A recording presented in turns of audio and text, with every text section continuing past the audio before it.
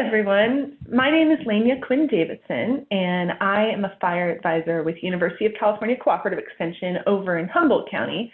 I'm also the director of the Northern California Prescribed Fire Council and involved with the Humboldt County Prescribed Burn Association over here in Humboldt. So you may have seen my name. I'm kind of wear a lot of different hats and really passionate about prescribed fire and work on it a lot. And I apologize for not being able to be there in person with you all. I hope the workshop's going really well.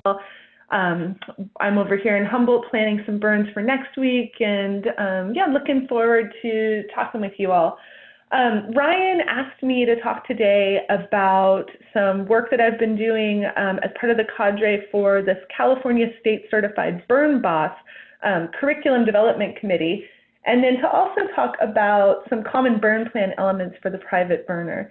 And those things are kind of connected because though I am not an expert on burn planning by any means, I'm sure many people in the room with you right now have much more experience with that. But we, as part of this California State Certified Burn Boss Development Committee, we have been thinking about burn plan elements that are most applicable to the private burner. So I will share some of that information. So let's go ahead and get started. And let's talk first about certified burner and the idea of a certified burner and what that means. There are many states throughout the country that have certified burner programs and or certified burn boss program.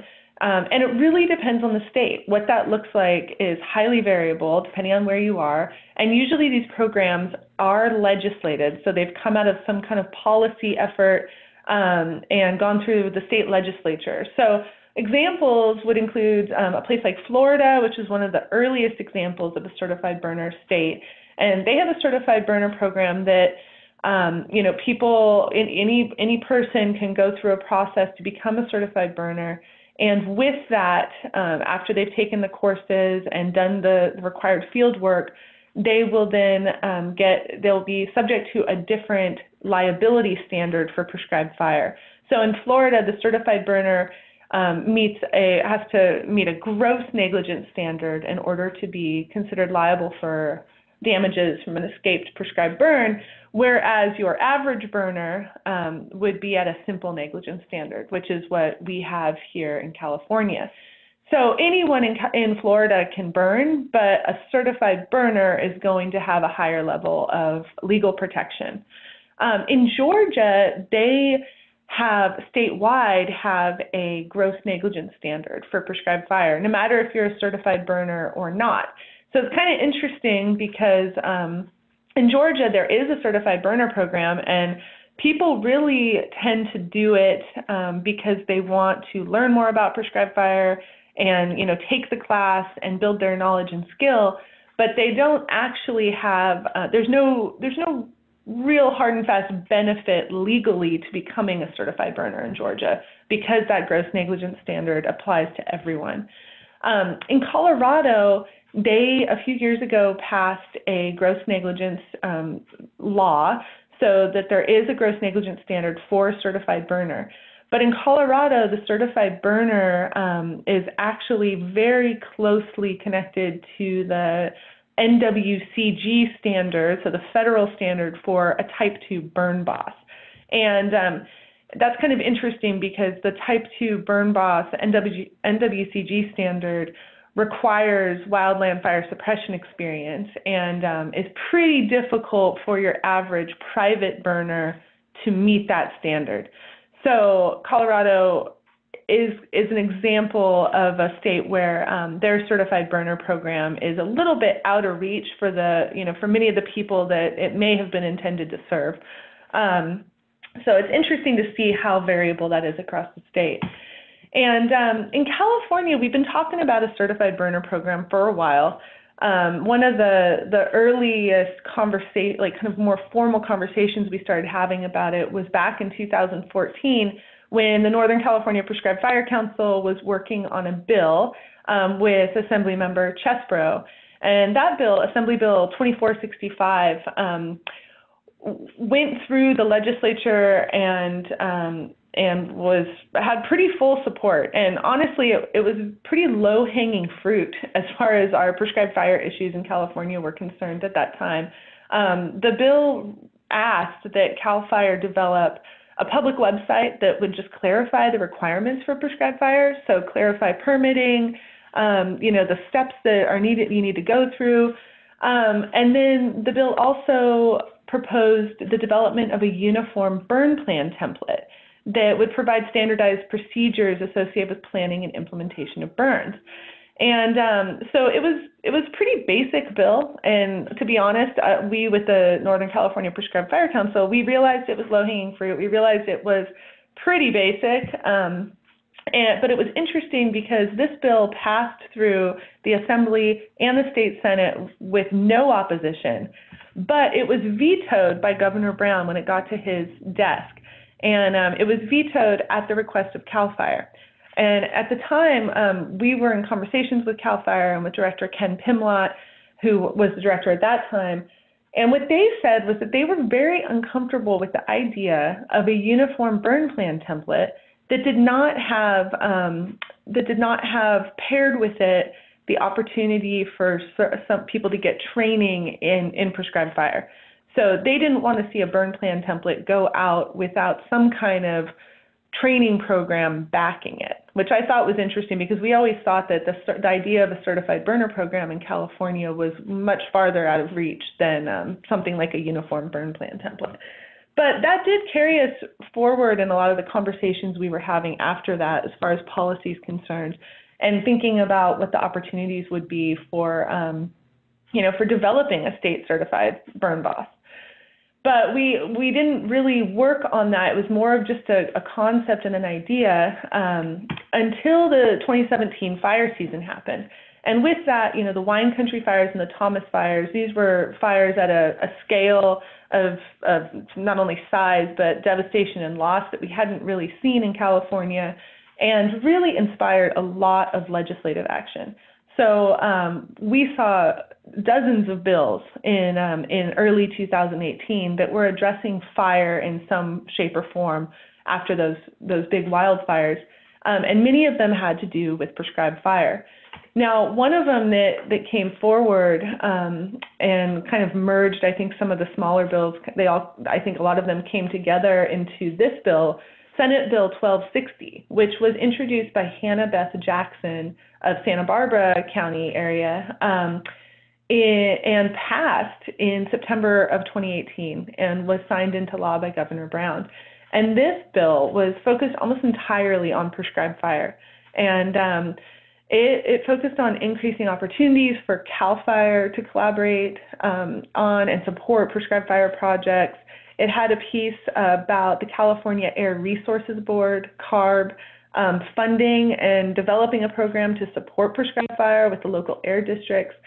And it included the development of a state-certified burn boss program, which was pretty remarkable. This legislation passed through and signed into law, and suddenly CAL FIRE is being told that they need to develop some kind of certification program for the private the private burn boss, the private burner. So we were all pretty interested to see how this would pan out. There wasn't a lot of detail in the bill on what that would look like or how that would, function or how that would roll out. But it's been an interesting process, and this year CAL FIRE and state fire training that's under CAL FIRE has been leading the process of developing the plan for this California State Certified Burn Boss credential, which we're calling CARX. And they put together a curriculum development cadre that's been working all summer, and I was selected to serve on that. Along with, I guess, maybe 10 to 12 other people that represented a pretty wide range of agencies and private interests. So I'm representing University of California, but we also had a burn boss from the Nature Conservancy, a couple of burn bosses with the Forest Service, and some private contractors and some other non-governmental folks. And so there's a real good mix of prescribed fire practitioners. I thought they did an excellent job of putting together this cadre. And we've been working on designing what this curriculum will look like. So in late September, we actually finalized the draft curriculum for this Burn Boss program. And now we're starting the state approval process. So the curriculum that we developed is going through an approval process at the state level. That's probably going to last all the way through next spring. There are a lot of different iterations of it and different committees that have to look at it. But we are expecting this to roll out as an official certification program through state fire training next July, so in July of 2020. And I can't share, the specifics of the curriculum that we've developed because, of course, it's still in draft form, and I don't want to make any promises or mislead anyone, given that there's still this whole approval process and things may change a little bit. But I did want to talk kind of generally about what this might look like and what we're proposing as the cadre. So the certification will really be intended for people who have a lot of prescribed fire experience. So we're talking about a burn boss level of a private burner. So it's not just someone who has a little bit of prescribed fire experience or wants to get more involved, though obviously there's a role for that too. But this certification will really be intended for folks who have a depth of experience with prescribed fire and are somewhat commensurate with a burn boss level of practitioner. So the course will have prerequisites. There will be prerequisites for folks who even want to start the process of becoming a burn boss. Those prereqs are going to involve some combination of coursework and as well as fireline experience. So experience leading firing operations, experience with leadership in general, and then, a good solid foundation of knowing about fire behavior and having ample prescribed fire experience. So that's what the prerequisites will look like in some form. Of course, that's still going to be finalized. One thing I do want to say is the cadre was very intentional around not having prerequisites that required that you actually worked as a fire professional. So we do not have requirements that you ever worked on a wildland fire crew or worked in fire suppression in any way, because we know that would be a bottleneck. We're very intentional about making sure that the prereqs were achievable for the private burner. Then there will be an in-person class. So there will be coursework associated with the certification. What we're proposing is a 40-hour class that covers all the different things that you need to know as a burn boss. So smoke management, planning, burn planning, leadership, all the different things that you need to have a understanding of, permitting, in order to be a burn boss. So that'll be in an in-person class that it will be taught by trained instructors through state fire training. And then with the completion of the course, we are proposing that there be a task book, and the task book would be an opportunity for the student or the trainee to demonstrate their skill in all the different components of being a burn boss. So that'll be the task book, and that's kind of the general structure of what we're envisioning here. And I recommend that if folks are interested in doing this, just try to get out and get as much experience as you can on prescribed burns, because that's really going to be the important baseline for getting into this and being able to show competency. And I know there are a few opportunities for that. Luckily in Quincy, you have the Plumas Underburn Cooperative, which in the coming years should offer lots of opportunity for private burners to get out and get more experience. And we in Humboldt County also welcome folks to come over here and burn with us at the Humboldt County Prescribed Burn Association, because we know we're one of the only places in the state that really is offering those kinds of opportunities right now for non-fire professionals. So let me know if you ever want to be on my list or come over to Humboldt and burn with us. So what's the benefit of this state certified burn boss? I mean, why would you want to go through this whole process to become a state certified burn boss? Is it like Georgia where there's no benefit? Is it like Florida where you have a different negligence standard? No, it's not like Florida in that this certification and Senate Bill 1260 did not change our California negligence law. We still have a simple negligence law in California, which means that you do have to be proven negligent in order to be held liable for damages caused by prescribed fire, but we're not at a gross negligence standard. What it does do through the permit process is offer opportunities for liability sharing with CAL FIRE. And this is really interesting. You can read the text of Senate Bill 1260 if you want to kind of dig into that concept more. But basically what the bill did is create new language in the Public Resource Code that says that CAL FIRE and the state certified burn boss are actually, through the permit process, entering into an agreement, and within that agreement, they can proportion liability based on project complexity, based on CAL FIRE involvement. So CAL FIRE can actually take on some of the liability for your project, even if they're not leading it.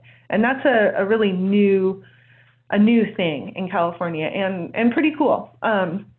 So what that's actually going to look like, we don't know. We expect that the permit process may change a little bit. There may be some kind of analysis of project complexity.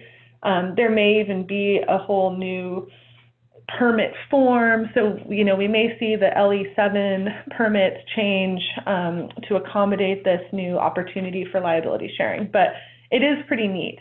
The other thing that we see in the Senate bill is that burns led by a state certified burn boss who's operating within the permit parameters, so in prescription and has the appropriate resources as outlined by their permit, will be able to take advantage of CAL FIRE suppression support if something goes wrong and not get a bill. Now that's also huge. When we think about if something goes wrong on a prescribed burn, we're usually, worst case scenario, you're burning someone's house down or something, but that's most likely that's not going to be the case. What's going to be the case is it'll slop over onto a neighbor's property and CAL FIRE will have to respond to put it out, and then they'll send you a bill.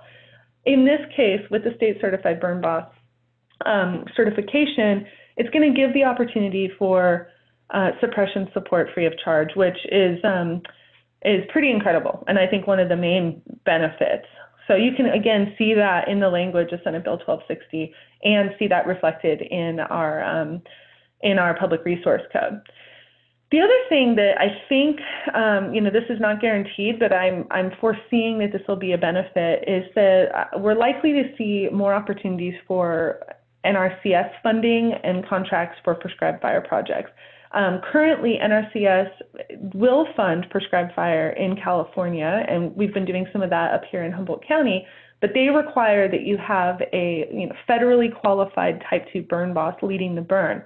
And there aren't very many of those in the private sector that we can call on to help us. So it's been a little bit of a bottleneck, trying to schedule with these handful of people who are available at that level. But I think that the NRCS policy does say that it will adhere to federal or state standards for burn leadership.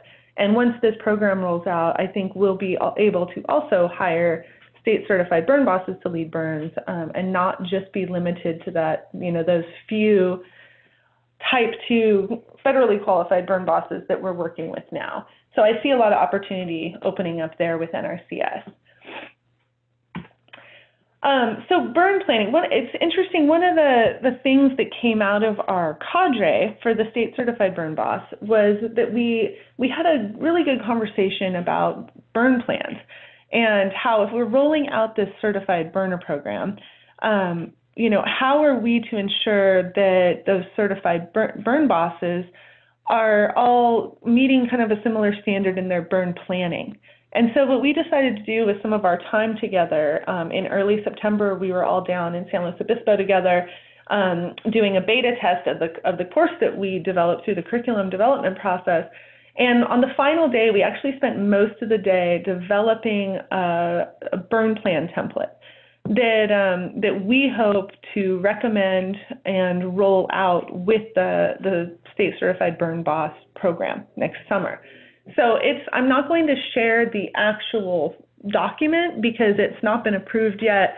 But I think it was a really great conversation having, federal burn bosses in the room, private burn bosses, and a pretty solid group of prescribed fire practitioners to talk about what really the core elements of a burn plan should be.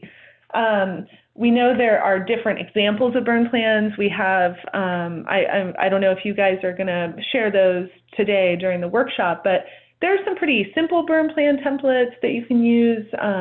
There's some great ones that come out of Oklahoma and Kansas and Nebraska that are real simple and kind of get to the point and are very accessible for the private burner. Then on the other end of the scale is the NWCG prescribed fire plan template. That's the one that a lot of federal agencies use. That's very involved, and sometimes burn plans that use that template can be 60 pages long with a bunch of fire modeling and really in-depth planning that is probably far beyond the scope or the desired workload of the private burner. So what's in the middle, and what are the core things that you need to be thinking about when you're planning a burn? So I think it's really useful. I'm excited that we spent the time putting that together and that we're going to be able to share that with the rollout of the State Certified Burn Boss program. So I thought we would just go through and talk about what are the most important elements of a burn plan, and I'm just going to describe them. And then I'm sure you have folks in the room who have a lot of experience with this, and you might be able to dig in a little more through discussion on some of these pieces. But at the very basic level, every burn plan is going to need to have some basic plan information, project title, things like that. In this case, we put, who is the CARX, the State Certified Burn Boss, who's going to be operating on this plan, and who's the author of the plan. And then who is the agency having jurisdiction for the area that the project is in? Is that a local fire agency? Is it CAL FIRE? Are you in an area where the Forest Service, in your guys' area, you may be in Forest Service jurisdiction, even if you're on private lands. Who's the property owner? And then a really important piece is the date of the burn plan, right? And whether or not the plan needed to be reevaluated, because burn plans should be reevaluated on some kind of frequency just to make sure that there haven't been major changes to the fuel conditions or site conditions or to the project objectives. So a burn plan could be good for a very long time, or it could be needing to be revised on some kind of schedule depending on what the site is like. So every burn plan should have this kind of basic information. And then, of course, every burn plan needs to have project area description. So you want to understand the general location of the project. You are going to want to have latitude and longitude on there. And you're going to want to have some kind of unit description that talks about the size of the unit, the slope and aspect and fuels. And I think it's really important to note here that within that description, you do want to account not only for the slope and aspect and fuels within the unit, but also talk about what's adjacent to the unit. If you see this picture that I have here, this is a burn that we did in Humboldt County last fall. And if you notice on the right-hand side of the burn, there's a patch that's kind of outside the unit boundary. And that was a little spot fire that we had. We had a spot over the line. We were kind of anticipating that there might be a problem there, that there was there's kind of we knew that was a problematic part of the unit. But it's really important that we knew what the fuel type was outside the unit there. It was just grass. It was on the top of the ridge. It was heavily grazed. And we knew that when we had that spot, that it was controllable, and we had kind of thought through what we would do if we did have a problem there. So it wasn't an issue. But when you're thinking about that unit description, you always need to be thinking about what's around your unit. And then any special features.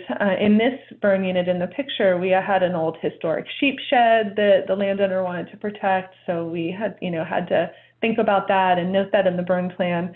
And then, of course, having really good unit maps is always helpful. And those maps should identify, how the unit was prepped and where water sources are, and just kind of all the critical information that you would want someone to know if they showed up on your unit to help with the burn, or if they're an agency person that's trying to tie in. So just that basic information is really helpful and a key element. And then, of course, the project goals and objectives. So why are you doing the burn? It's really important to be able to talk about your goals, and the goals are going to be big picture. What are you trying to do? And then the objectives are going to be, really specific, measurable objectives that you can go back later and see if you met your objectives. So it's important to think through that. I shared an example here from a burn plan that I have for a Medusa head burn here in Humboldt County, where we're trying to reduce this invasive grass. And so you see that the goals are to reduce competition from this invasive plant species and to provide training for private landowners. And then as far as the objectives, we drill in a little more and say that we're trying to actually cause 70% mortality of standing Medusa head and to provide training for at least 5 private landowners. So I put on the bottom there SMART objectives. I think those are helpful just to think about that they need to be specific, measurable, attainable, relevant, and time-bound. And, you should be thinking that through when you develop objectives so they're not so vague that you don't know if you actually achieved them or not. Pre-burn considerations. So this is a really important part of the burn plan. And it's really just thinking about all the stuff that, that you need to consider while you're planning the burn, while you're getting ready for the burn. Unit preparation. So what kinds of lines do you need around the unit? How are you going to put those in? Do you need to do any pre-treatment of fuels within the unit? If you're in a grass unit, do you need to defer grazing so that you have enough fuels to carry the fire? These are the kinds of things that you want to outline in your pre-burn considerations. These could be really, really simple, just bullet points, or they could be more in-depth if it's a more complicated unit. Water supply, so do you have water tanks on site? If not, how are you going to handle that? Unit access, are there good roads? Is it 4-wheel drive only? Are you on a county road that needs signage? And then a plan for protecting any values at risk. So structures, water lines, cultural sites. You'll see in this picture here, this was a burn that we did out in Shelter Cove last fall, and it was a pretty small burn. It was only about 3 acres, but it was all around a house. And so there were a lot of special features that we had to consider, like the house itself, a propane tank that was right next to the house. You see the water lines in the picture, fruit trees. So, that would all go into the burn plan in the pre-burn consideration. And then the prescription. So the prescription is really at the core of the burn plan. And this is one of the more complicated things to develop. And so I'm not going to walk you through how you would actually develop the prescription. I think that's something that, that you really would have to spend some time on. I recommend that, the Plumas Underburn Cooperative or Cooperative Extension start building a library of burn plans so that people can look at them and get a feel for what some of these things look like. How does RH affect a burn, relative humidity?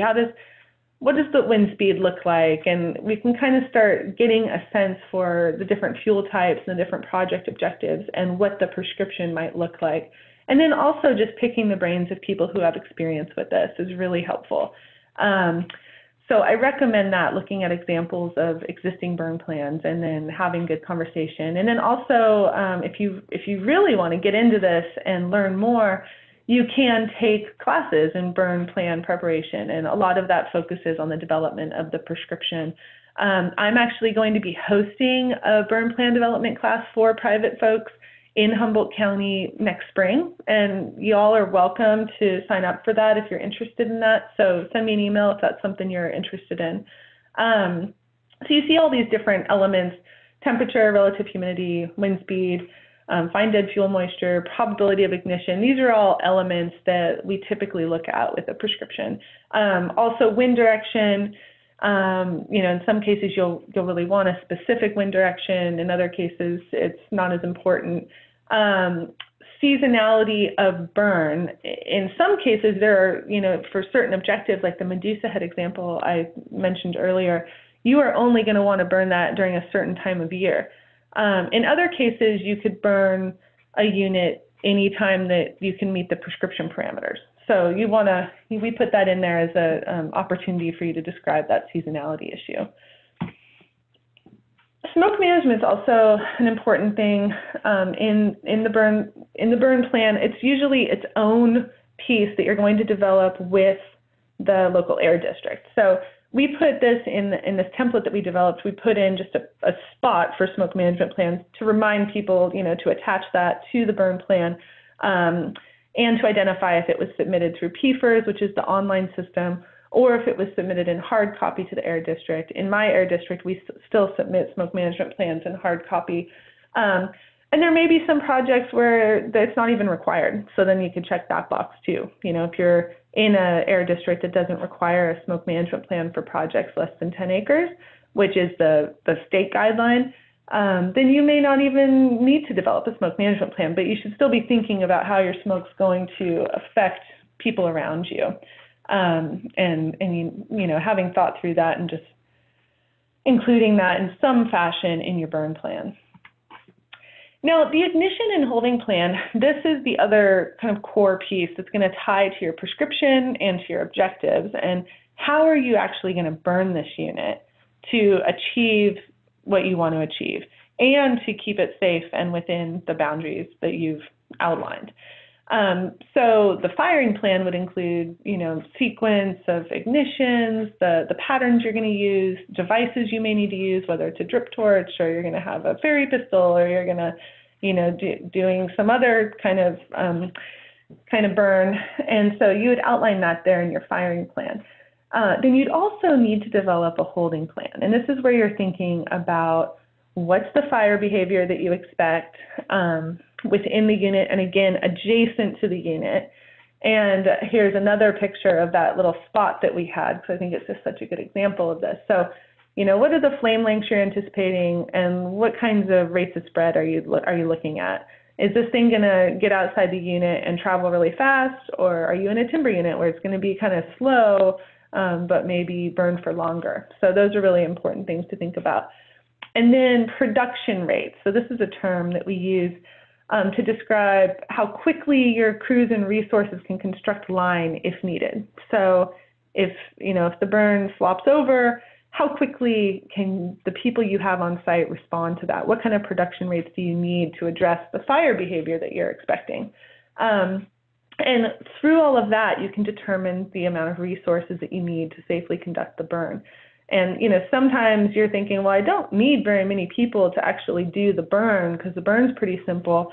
But it should really be about how much do you need if you have a problem and the fire gets outside of your unit. So this picture on the right here shows a burn that was part of a training that I led in June down in San Benito County. And the unit was just about 2.5 acres in the valley bottom, but this was mid-June or early June, very dry, and the surrounding area was steep hillside with grass and brush and oak trees. So in that setting, I wasn't as concerned about what was going on inside the unit because it was flat and it was kind of green and we were burning for star thistle. But I was very concerned about what would happen if it got over the line, because then it's at the base of a steep hill and running up the grass there with difficult access. So again, when you think about these things, you really want to think about what's adjacent to the unit and how is that going to influence the resources that you need to be safe. And that's something that your CAL FIRE folks, when they review your burn plan and when they develop your permit, they're going to work with you to develop resource requirements in your permit that match your anticipated fire behavior. And that's something they'll consult with you on. It can be really helpful to get advice from them. And then post-burn activities are another thing that you need to be thinking about in your burn plan. So what's your mop-up and patrol plan? What kinds of activities are you going to do? What's your time frame? So often in a CAL FIRE permit, when we get our LE8, which is the kind of the output on the other side of the LE7 permit application, it'll say that you need to patrol the unit for until there's 3 days with no active smoking or smoldering. And so those are the kinds of things you might want to include in your burn plan. Also, how far from the outer edge of the unit are you going to do mop up and really make sure things are solid? Is it 50 feet? Is it 100 feet? I'm burning in grass and we have cow pies that are smoldering right on the line, we go through and we put all of those out within 30 to 50 feet of the project boundary. So those are the kinds of things that you just need to be considering. And then there could be other activities that you're going to mention in this section. If you have a fire effects monitoring plan, you might want to include that. So you're saying, we're going to come back next year and monitor this and see if we met our objectives. Or project rehabilitation plan. So, we're going to come through and we're going to mulch all of the dozer line, and this is how we're going to do it, and this is the time frame on which we're going to do it. So those are the kinds of things you would want to include. This picture on the right is of a burn that we did last year here in Humboldt County, and that snag caught on fire, and it was pretty close to the line. We were really hoping not to let it catch on fire, but we had to spend quite a bit of time putting that out. Because if it had burned and fallen over, it would have fallen over the line and been a holding concern. So that was part of our mop-up process, was dealing with that snag. And then notifications. This is a key part of the burn plan. And you want to talk about not only the pre-burn notifications that you're going to make before the day of burn. These are things you're doing weeks ahead of time, talking to neighbors, talking to the Air Quality Management District, talking to your local fire agency and CAL FIRE, talking to anyone else identified in the smoke management plan. So you might have a local school that's nearby or a hospital. You're going to want to be making those notifications, letting them know what you're planning, just in case you don't want them to get concerned. So those are the pre-burn notifications. Then there are day of burn notifications, and those are going to be, CAL FIRE. You're going to be letting them know, yes, we're burning it today. Again, the Air Quality Management District for your authorization numbers, if those are needed. Other fire agencies, if you have a local, you're within the jurisdiction of a local fire department. And then I always call the sheriff for my burns and just let them know that they might get calls. Neighbors, you're going to call them, their closest neighbors for sure on the day of the burn. Just let them know that it's happening and they can stop by and check it out. So yeah, just be thinking through what those notifications are. And then of course there are also notifications that have to happen after the burn. So you always have to call CAL FIRE and let them know that the burn is complete, it's out. The Air District usually likes to know that as well. So these things are all outlined in the burn plan so that you don't have to rack your brain to think of what to do on the day of the burn. It's all right there for you. And then other potential elements that you may want to include in the burn plan, but it just really depends on the complexity of the burn and on the project itself. But you could have a wildfire conversion plan that talks about what you're going to do if you do have an escape, and just who you're going to call and who's going to make that declaration. And then you could also have these risk management activities. So you could have a contingency plan, which is highly recommended, that you have a plan for if something goes wrong, what are we going to do? And that could be if something goes wrong with the burn. It could also be if something goes wrong with a piece of equipment, if you have an engine go down, what are you going to do? So it's just helpful. That's something we do recommend. Also a medical plan if someone gets hurt. Communications plan, how are you going to deal with communications? Do you have radios? What frequencies are you using? A briefing checklist, so if you're actually doing a formal operational briefing, what's that going to look like? And a safety plan, so how are you going to keep people safe? And these are all things that really we do recommend, but if there could be cases where you're having a really simple winter burn with a couple of friends, and you probably don't need to have all of those elements. So those are kind of optional risk management activities that are going to depend on the complexity of your project. There's also the go, no-go checklist, and that's something that helps you think on the day of the burn about, if you're in prescription, if you've taken care of everything you need to do and it's a go, or it's not a go because, certain things are not falling into place as we'd hoped. So that's something that we also recommend attaching to the burn plan and having ready on the day of the burn. So those are kind of the key elements. And again, I recommend if you're interested in taking a class on burn plan development, contact me and I'll put you on my list so that you can learn about that. Because you can dig in and nerd out on a lot of these elements in much more detail than I did today. But I think it'll be useful next year when we roll out the state certified burn boss program, that not only does that course really involve a lot of burn planning experience, but also that burn plan template should be very helpful. So please reach out if you have questions and take advantage of all the wonderful people you have in the room who are probably much more knowledgeable on this than I am. And thanks again for your time and for tolerating the remote presentation. I hope the rest of the workshop goes wonderfully well.